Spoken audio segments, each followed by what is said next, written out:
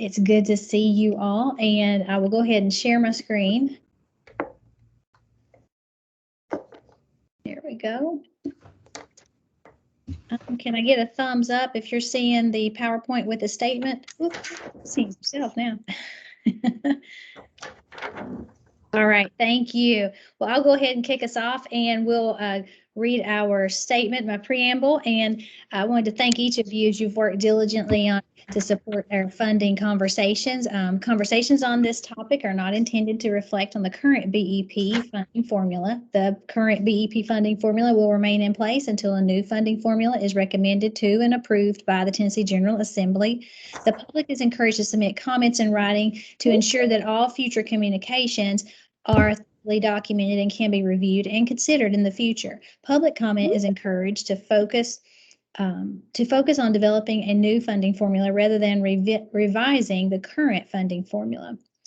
Consider what should be funded in a new funding formula and at what level. Subcommittees will be responsible for reviewing public comment and making recommendations for what should be included in a new funding formula. While all committees, subcommittees, and members of the public should feel free to communicate openly, documents and records may be subject to public inspection pursuant of the Tennessee Public Records Act and may be publicly posted or otherwise made available. All recommendations that are submitted by committees and subcommittees will be reviewed and considered, but not all recommendations will ultimately be included in the proposed new funding formula.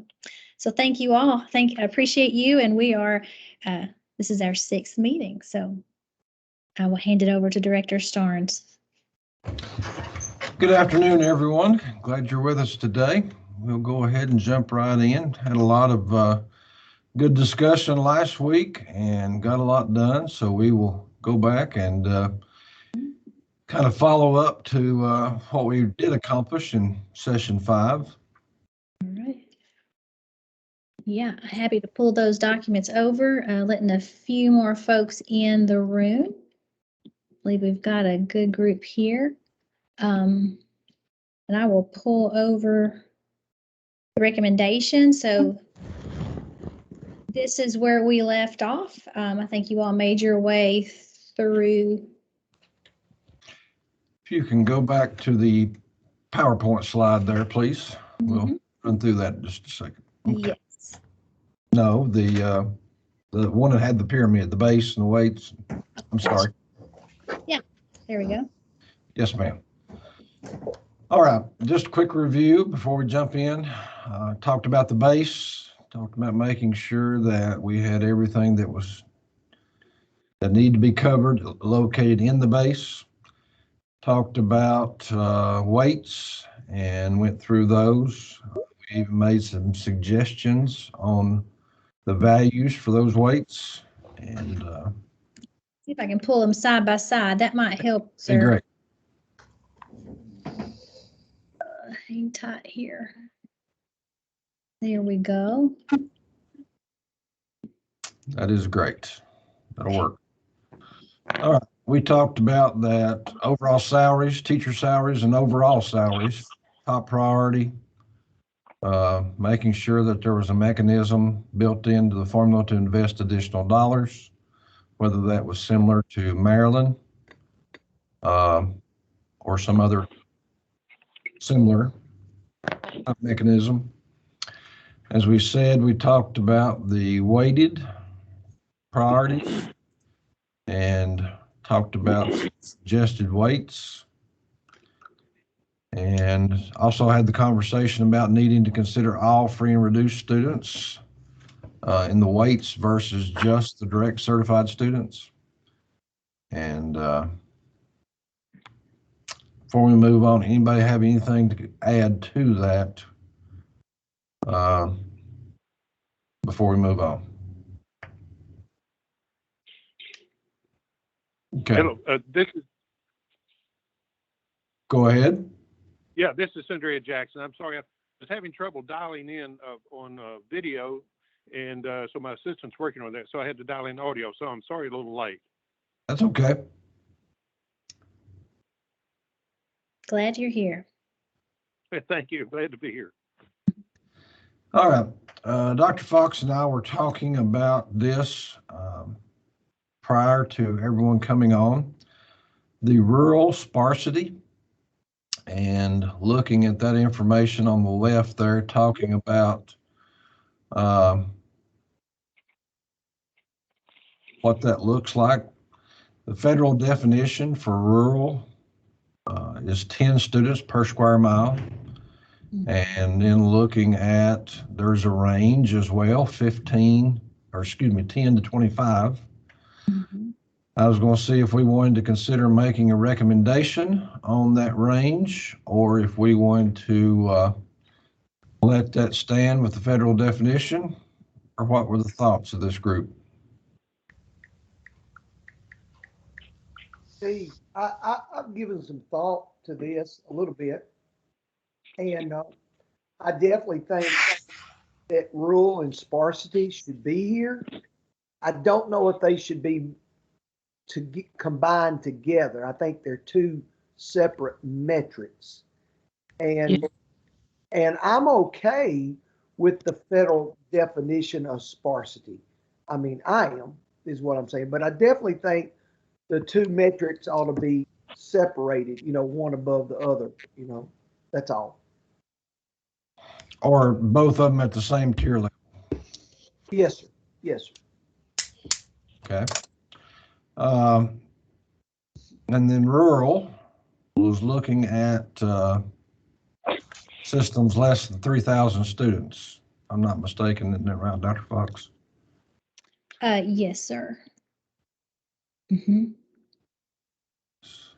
So just to be clear, I wanted to document what I heard you say. I'm putting it in blue since we have lots of colors, updating from last meeting 5, so to show meeting 6. So what I heard you say, splitting out,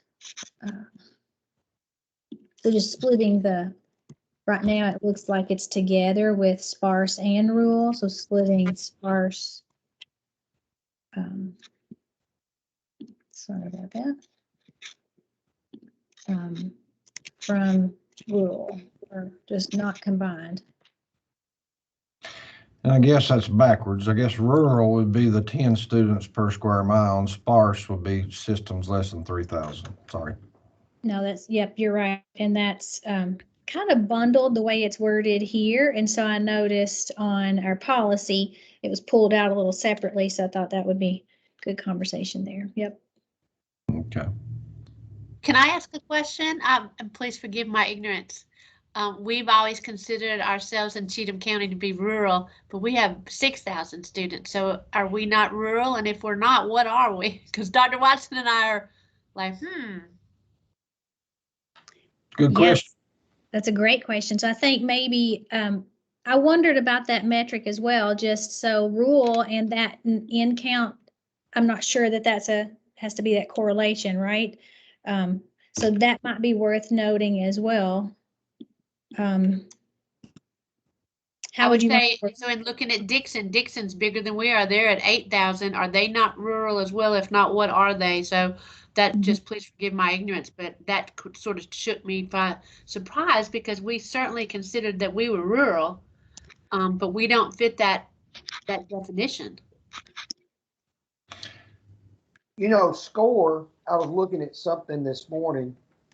SCORE put out a recommendations on this, and one of of course that's their recommendations, not ours, is that the state in this new formula use sparsity as opposed to rural. That was their recommendation. And I think instead of the rural weighted section there, Dr. Fox, that should be sparse weighted section.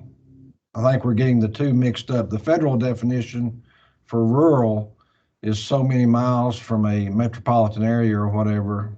Yes, sir. Because we talked about Campbell County, for example. Campbell County is not considered rural because of their proximity to Knoxville, but they in fact are a very rural district. So that's probably the same with Cheatham County. We are very close to Nashville, but maybe because of that, we would not be considered rural either. But then that makes us wonder, how would we be classified? So, that's interesting. I think it's when the sparsity metric kicks in.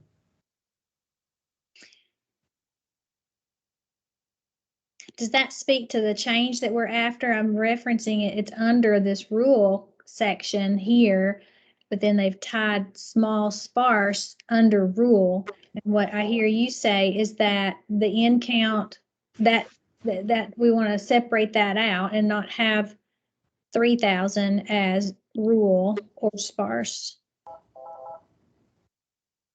Does that make sense to what you're saying?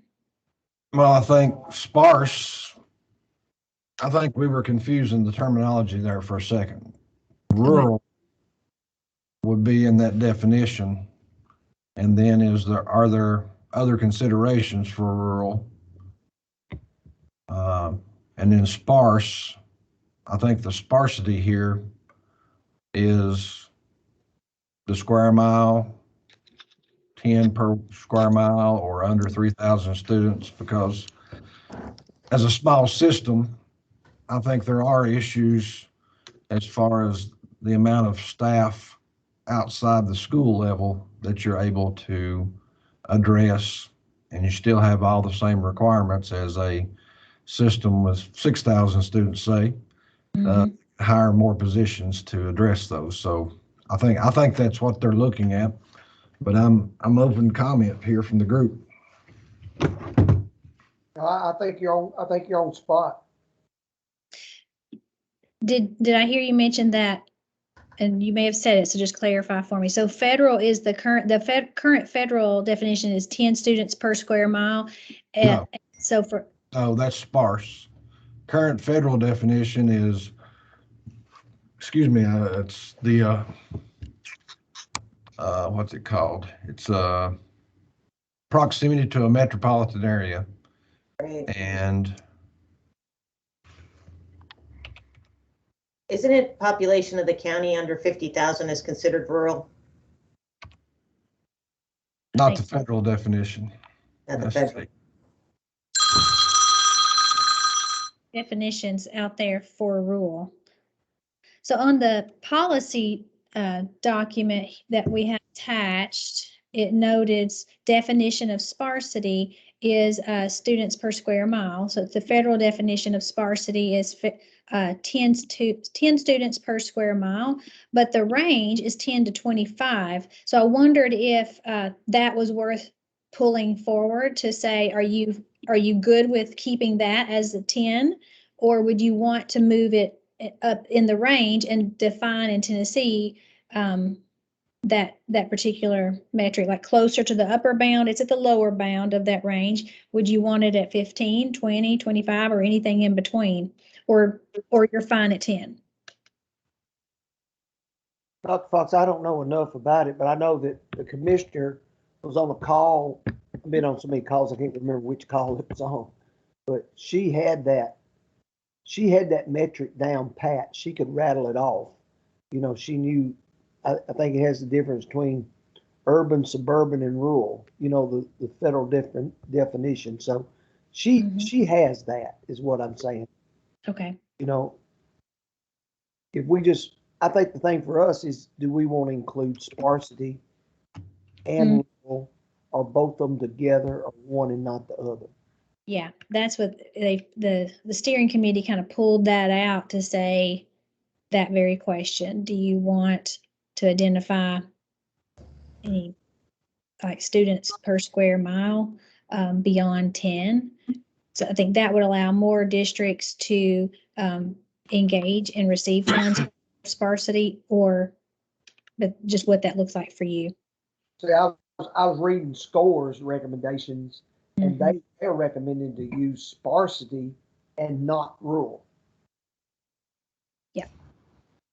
Well, I want to go on the record as saying, of course, I would like to increase that number per square mile, because I agree that is going to be able to allow more districts to receive a little extra help. When I look at Cheatham County, you know, I mean, we've got,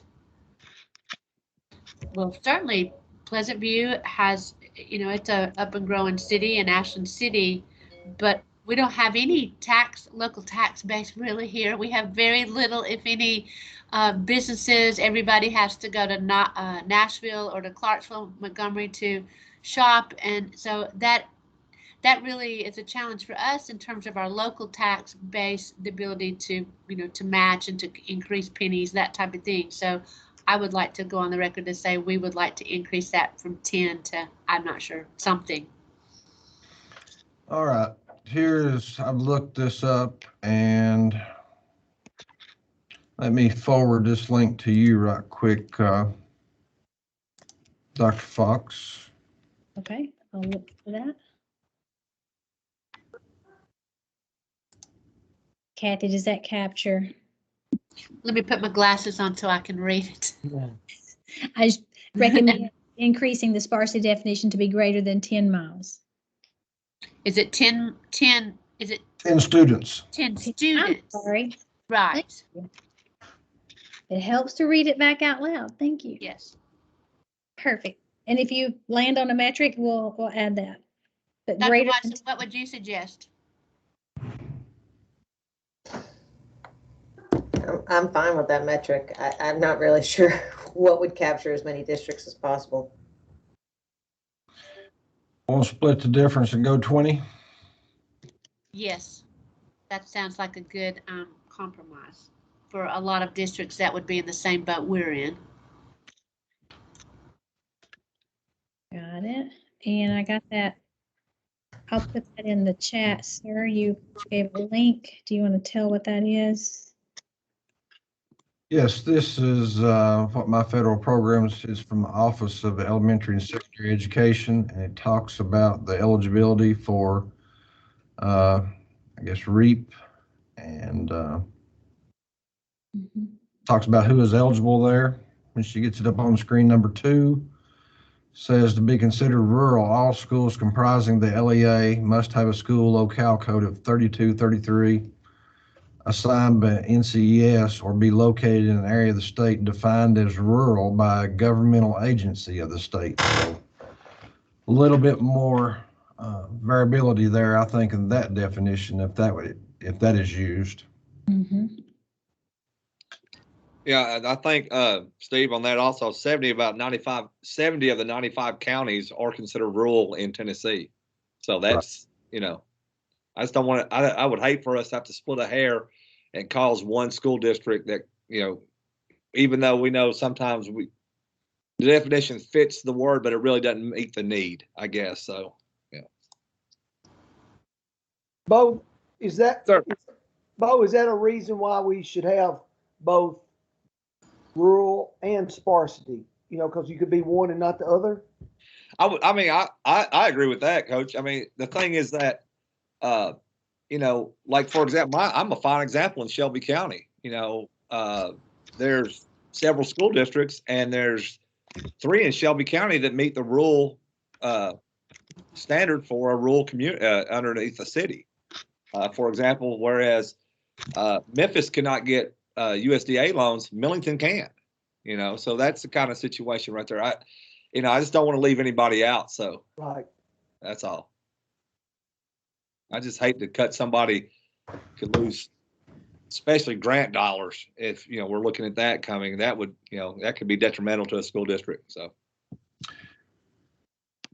All right, we've recommended increasing the sparsity definition to 20 students per square mile. Do we want to say or less than 3,000 students? Keep that part there. I think if we put it, Steve, at less than 3,000, that would take care of a lot of rural, the smaller school districts for sure. So what did I hear you say? Just to add on to what you had there, the previous bullet, recommend a clear definition of rural and sparse in Tennessee to include systems less than 3,000 students. Perfect. I also put in the chat the link for NCES, just in case you need that at your fingertips. Great discussion. Anybody else before we move on?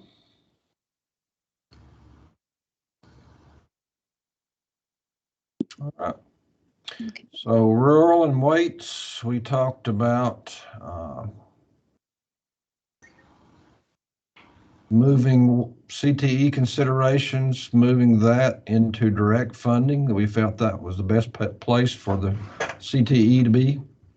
Mhm. So, and then we talked about long shot on the public charter. So I just remove that since we got more clarity above. Okay. And then direct funding. Do we need to make it clear here, I guess, on this direct funding one about instead of just middle school CTE, college and career and technical education, CCTE, Mm-hmm. and take out the middle school there at number 3? Yes. Make that match. Everybody agree with that? Good.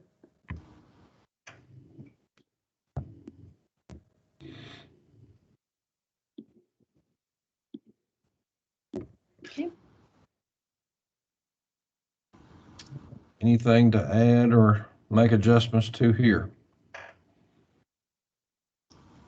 No. And outcomes, we talked about what was in the model, talked about adding ASVAB, and is that captured under Ready Grad indicators? When you look at the definition here at the bottom of there where it says ACT and SAT, has ASVAB there, but we wanted to make sure that that was included. We talked about a Lexile level potentially being the measure for third grade reading, and maybe looking at something along the 50th percentile. Everybody still good here? Yes, sir. All right. Moving forward, we got into some of the policy information and made good progress on this last week. Mm-hmm. Talked about the K2, K3 weights and universal pre-K. Making sure that we continue to use AMO, TVAS metrics, potentially for middle school. Mm-hmm. Let me switch over to the other document. I can keep that one up, but I think we provided more than directly on the document here. Yes. Okay. If you want to just go back, we'll run through them right quick and get toward the end there. Okay. I think that's all we had on this document. Yeah, I'm talking about the meeting 5, sorry. Okay, gotcha. Just scrolling back up to. Mm-hmm. Okay. Yeah, these are some comments that were made as well. Okay. All right, policy considerations, getting wrapped up here. Mm-hmm. Hey, just a thought for just a second. On the universal pre-K idea, Mm-hmm. we just leave that the way it is, or do we try to say that goes in the, that goes in what? That goes in the direct funding, or does that go in the base? How would we make any recommendation for that?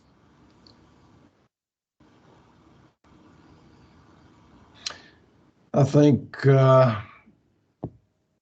if it's in direct funding, you have flexibility, but also it wouldn't be out there for everybody. But I think some districts will run into space issues.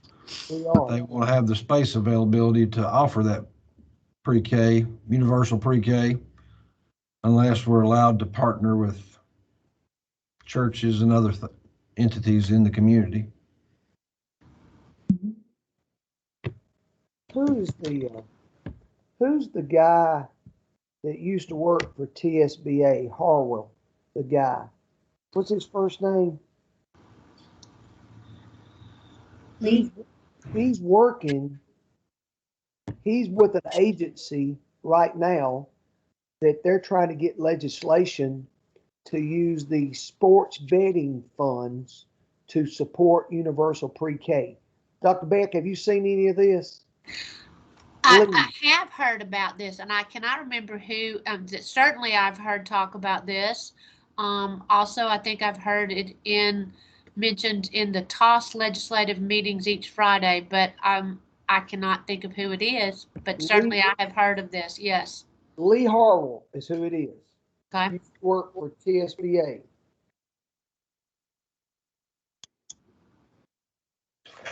I was just saying if you want to pick up any momentum on that. Mhm. Yes. He's with Tennesseans. He's with Tennesseans for Quality Early Education. TQEE. How do you spell his last name? HARRELL. Okay. Harold. Harold. Harold. Yep. But he's working on this, which might be that might be why it's a good thing to mention it. It may raise people's awareness. So tell me what you would want to add. I found it Well, here. here's when I was talking with him. When I was talking with him, he wasn't trying to get universal pre-K for every student across Tennessee. He was just trying to get more money and more opportunities for districts to add classrooms and teachers. Where I get one pre-K class, if this passed, I might get a second or a third. But it wouldn't be law that every student had to attend. That's why I'm saying if you put it maybe in direct funding, you would have some flexibility there. That's all I'm implying. Instead of a weight, I understand what you're saying now. Yeah. I'm sorry. Because I think it has some legs. Well, when I think about Cheatham County and pre-K, again, being what we consider rural, we just don't, particularly our students that are of low income, we don't have enough seats to serve them all. And if we could even be able to bolster the number of seats to serve the low income, that would go such a long way. And we just have very few pre-K programs, period. Those families that are of more high socioeconomics can afford to go into Nashville and pay those prices. But with all our students in poverty here, we cannot, we don't have enough seats for them all. And so that would just be really helpful to be able to, like you said, not require and pay for every single student, but certainly have more money to offer more seats for all of us. Yeah. And I know some people who lost their hind ends on the Titans last weekend, and you could use this money in a good kind of way, is what I'm saying. Yep, there you go, more money. Sure. Yep. Does that kind of capture it? Sorry, but does that capture what you're saying? I'm happy to put that up in the bucket with direct funding if that's what you're wanting to recommend. I like what you wrote. Where y'all want to put it? Y'all Just say, yeah, move, or Mhm. if you put it up in direct, I guess you could take off that first part about direct funding to increase funding. Yeah. you might say direct funding to increase opportunities or something. Nice. Or to increase pre-K opportunities. Because I think that's what Lee was talking about. He wasn't saying he had to do it for everybody. He just would give more districts more resources to expand pre-K where they could.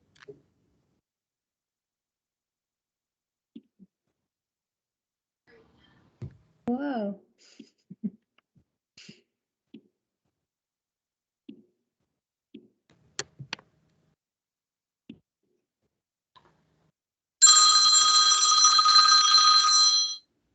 Got it. All right.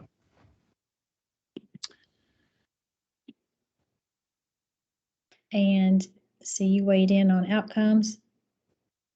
Yes, and also just take a look as we scroll through slowly on that, and if there's anything that jumps out that we want to revisit, raise that. I think it's all good. I think we did good work. I was reading scores printout this morning, and one of the things that they said was outcomes, you should have outcomes for everything that was associated with ready graduate, because that is the college readiness indicators. So whatever's in ready graduate should be rewarded as an outcome. Accountability. So they didn't really specify, but like ASVAB is in there. ACT, industrial certifications, dual enrollment, dual credit. All right, moving on down to the next page there. Reporting, I think that's important. No additional burdens and staying as simplistic as possible. I think we do need to add something here. The report card plus annual statistical summaries. There's a lot of information captured there on those summaries that could, I think, be used here. I agree. Funding year, we talked a little bit. I recommend use of prior year numbers for adjustment with growth. Shift in the deadline timelines for budget submissions, equal funding measures, months 1 through 5 with equal weights on each month. Now we wavered back and forth here. Do we want equal funding measures 1 through 5, or we want to look at 3, 4, and 5? I don't know about y'all, but in Trousdale County, we get a better look at our attendance after September. They're in and out a lot at the beginning of the year. I would agree with that. I think September is a better, more accurate look than August for sure. All right, let's go with,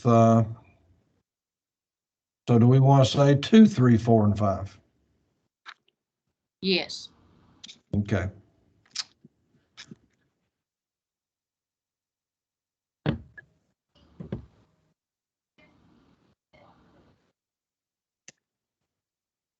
Is that what I heard? Yes, and let's put those at each month equal weight. Yes. That will bring a little transparency to the conversation.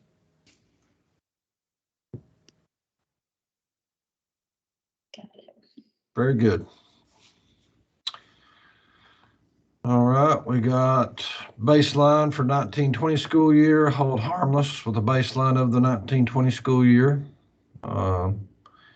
Maintenance of effort, ensuring there is no decrease. If there's an increase in enrollment, there's also corresponding increase in funding.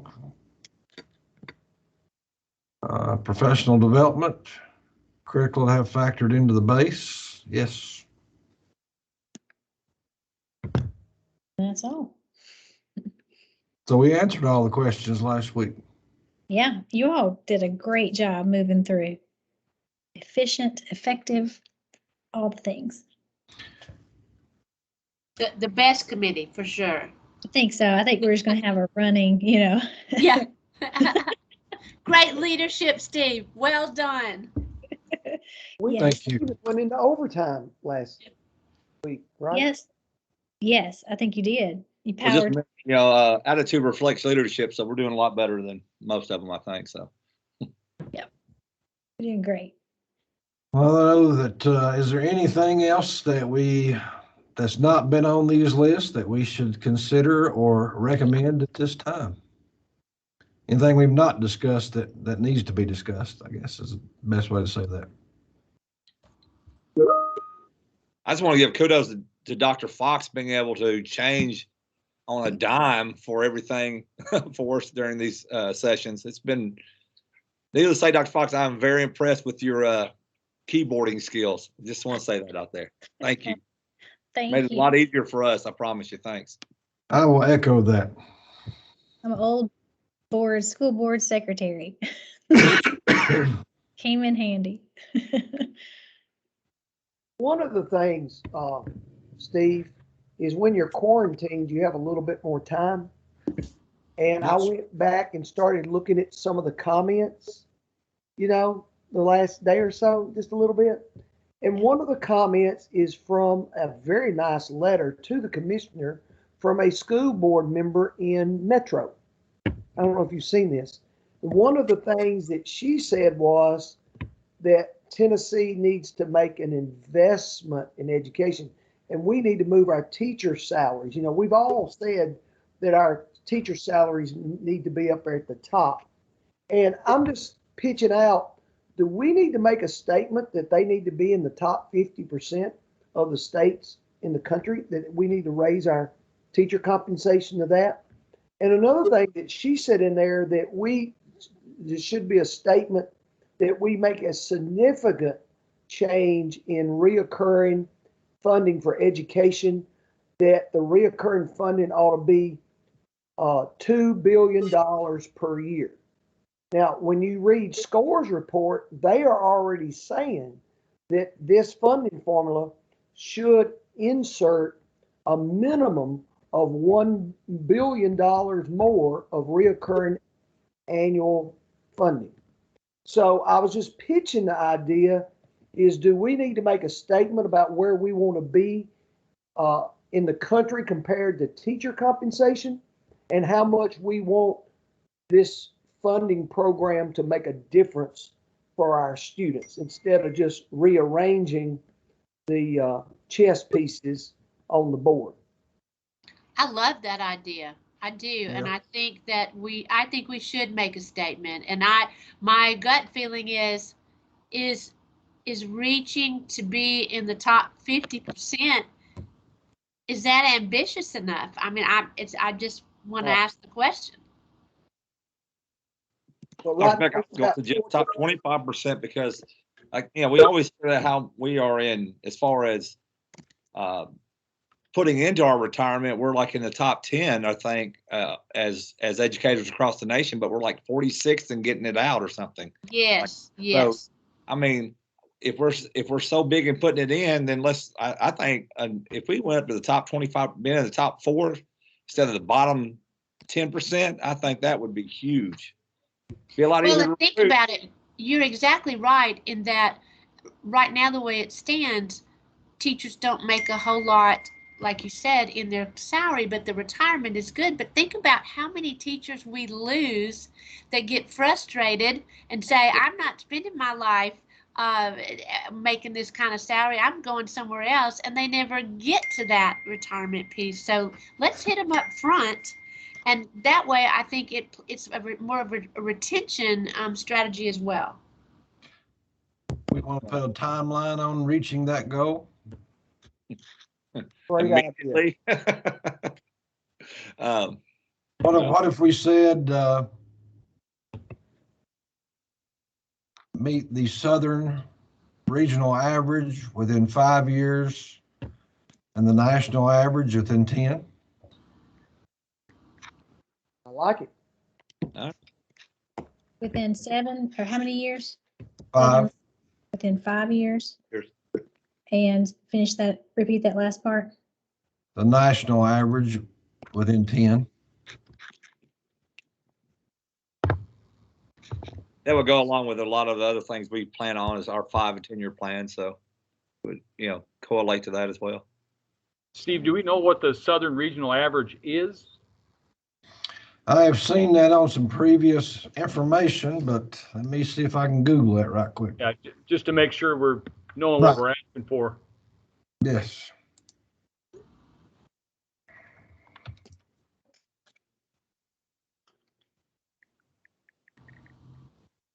did I also hear, Dr. Satterfield, when you were mentioning a recurring amount of funding, was that something you wanted to also pull forward?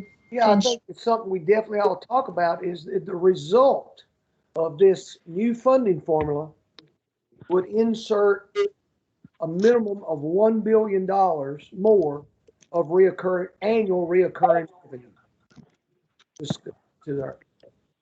to the funding formula. All right. Could I join in quickly? Yes, sir. This is State Jackson. I have Chairman of Education for the Senate, Senator John Lundberg, with me. He stepped in. I asked him to come down briefly, and there were two things. I think one, we're talking about the funding for teacher or salary increases for teachers, and then the other one was dealt with sports betting funding for universal pre-K. And he might be able to respond if this is a good time to do that. Yes, please. Okay. This is Senator John Lundberg. Hello there, and glad to join you all. I have limited information. All I can tell you right now is I've heard about some legislation coming on to use the sports betting funds, the funds we receive for that, into pre-K.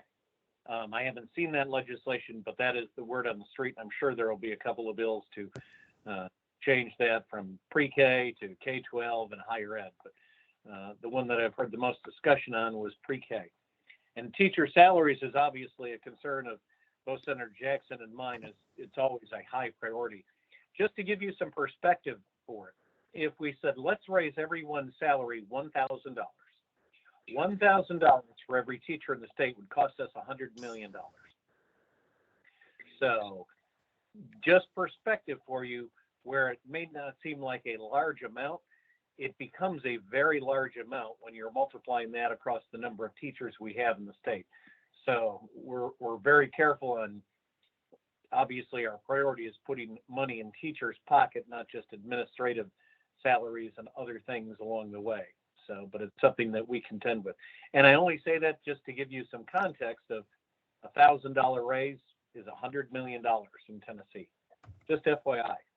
So my apologies, I can't stay long. I've got to run, but when Senator Jackson says he needs me, then I come and run. Senator Lundberg, thank you very much. Thank you, sir.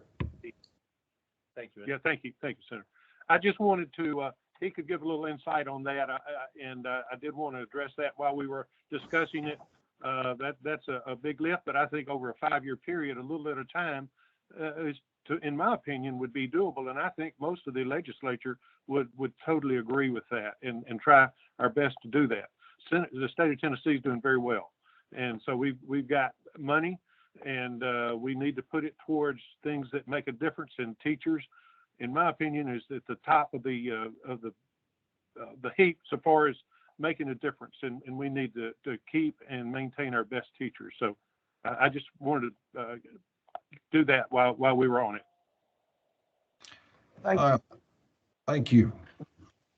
I just sent a link if she wants to bring it up, but to your point, Bruce, the average for the Southern Regional Education Board in the 16 states in that is $53,340, and the national average is $62,304.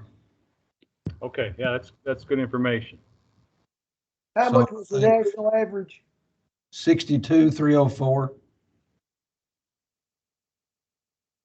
That's a big wow. Mhm. When I think about What our is Tennessee's about 49,000, a little over 49,000 average across the state? Does that sound about right?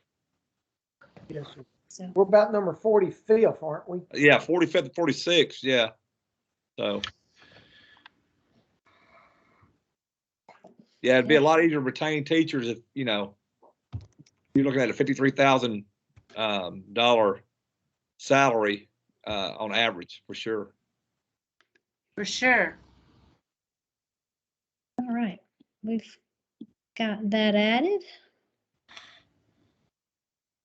Save.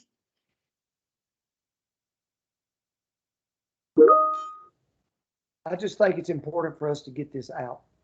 Mhm. Well, wait a minute. Oh, that's salary.com. I don't know how reliable it is. Hold on.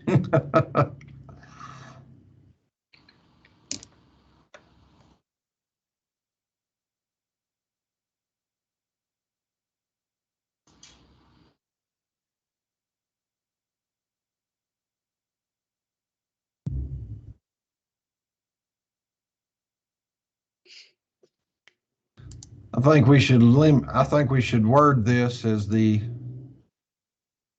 base pay should be raised to these figures in that timeline instead of the average, but looking at meeting the average, but the base pay increasing there. Okay. What more would you want to edit more there? Base pay increased with the goal to be at the top. Do you want me to add those? I'd say base pay increase for teachers. You know, I could hear our legislator say just a minute, you know, for teachers. Gotcha. Can we get one definition of a teacher then? Because you know what's going to happen when this occurs. They're going to be like, wait a second. They did that last legislative session. Yeah, yeah. I just want to make sure, because that's where a lot of confusion comes in too.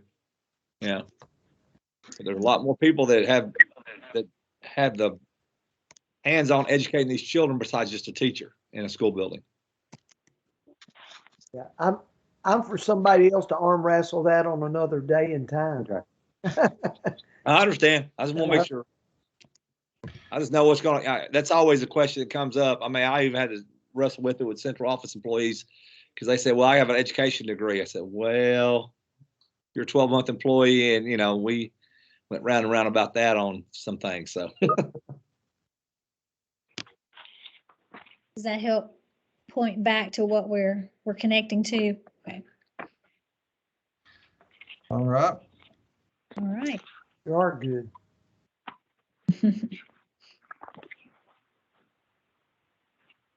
Any other comments?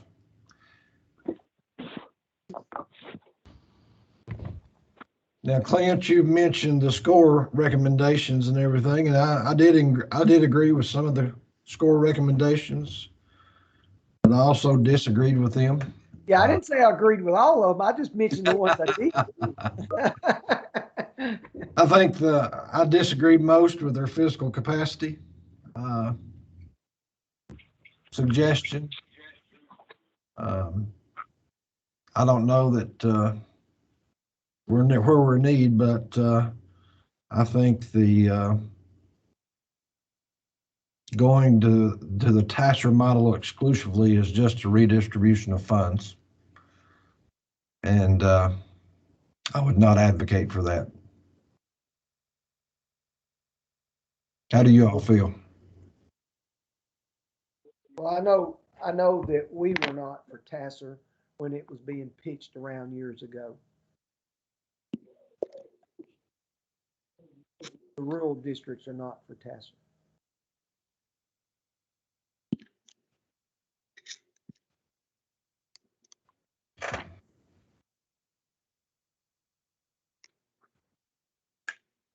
Is that right? Which one favors the rural districts, Steve?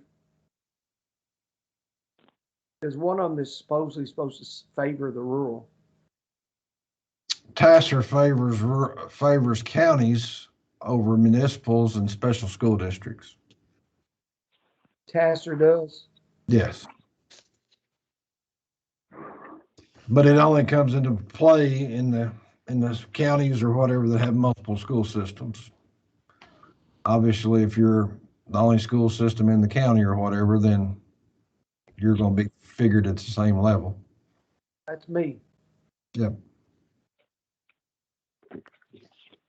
But I think that they're going to have to land the plane somewhere on fiscal capacity. And what they're saying right now is they want to divert that for another year or so, don't they? Is that what y'all are hearing? That was the conversation before Christmas, but I think there's some appetite maybe for trying to finish this work during this legislative session. So I don't know. I would say that if this formula is not enacted this year, but that there be an investment in education this year as well, even if we're continuing to use the BEP formula, let's make an investment in education this year while we continue to work on getting this formula correct. Totally agree. That needs to be heard. That needs to be our message. We can't wait any longer. Especially what Senator Lombard just said, or maybe it was Senator Jackson. He just said Tennessee's been doing very well the last Yes. few years. So, hit the iron while it's hot. Yes. And I do think that's on the governor's agenda, and of course, certainly mine and Senator Lundberg and most others in the state legislature are wanting to help pay the teachers what they should be paid, and which is a lot more than they're making now.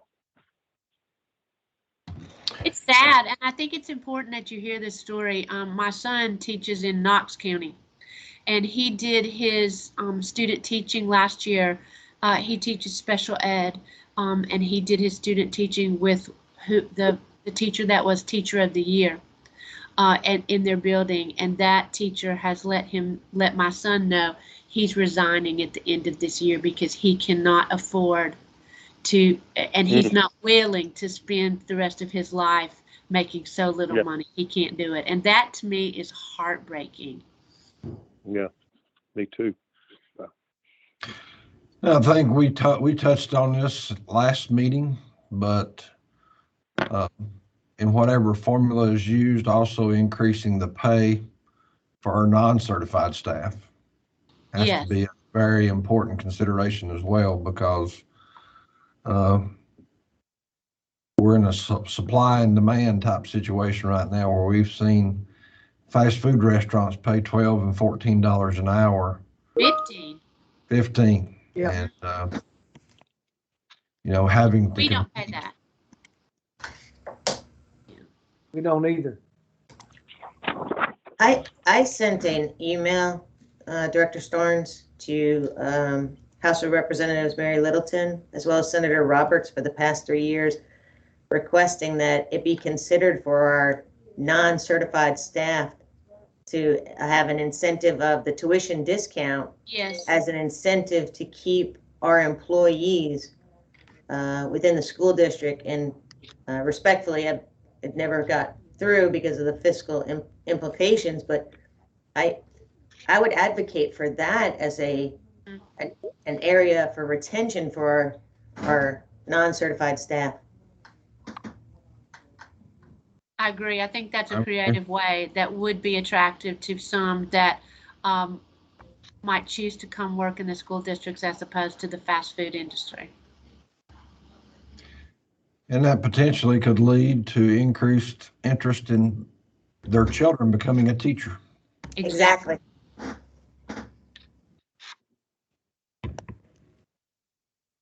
Does that capture the essence of what you were saying there?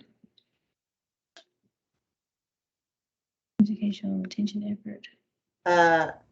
I didn't say a salary increase. I said a tuition discount for their children for college. So that same higher ed discount. Yeah, that might be salary increase. Yeah, I'm putting 2. Yeah, that might be 2 bullets. Yes. Yeah, there we go.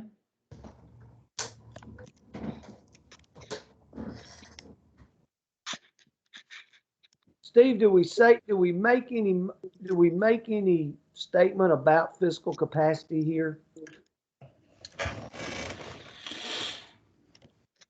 Since this is the last day? Or since I think it's critical that we say that, that's been one of the hiccups every time this has came up about, in BEP 2.0 back in 2007, they talked about going strictly to CBER. And then the BEP Enhancement Act in 2016, they combined and codified that it would be 50% CBER and 50% TASER. I don't know if either formula is CBER is much simpler. But if you use one of those formulas by itself, based on everything I've seen so far, you have winners and losers. I don't think there needs to be any losers in this. No. So looking at a fiscal capacity model that is equitable and doesn't create losers, I guess.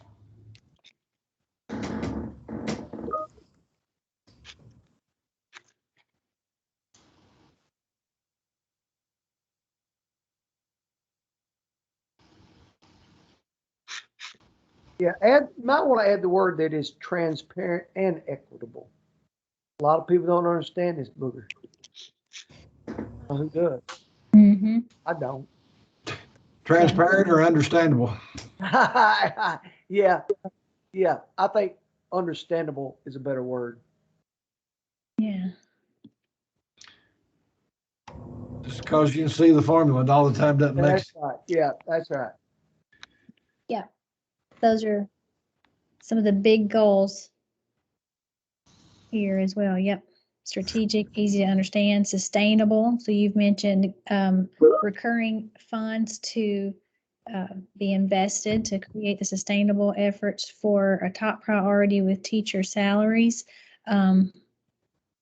Driven, outcomes driven. You've identified a lot of connections for direct funds and then outcomes and flexibility, district flexibility. And maybe we go ahead on the record and put this, that this continues to be, and I think it was in the draft, but just reaffirming that this continues to be a funding formula, not a spending plan.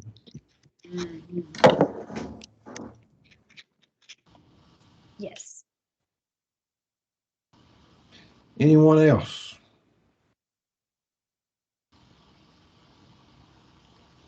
Good work, team. I just want to thank each of you for your time, your engagement, your talent, all that you brought to this. I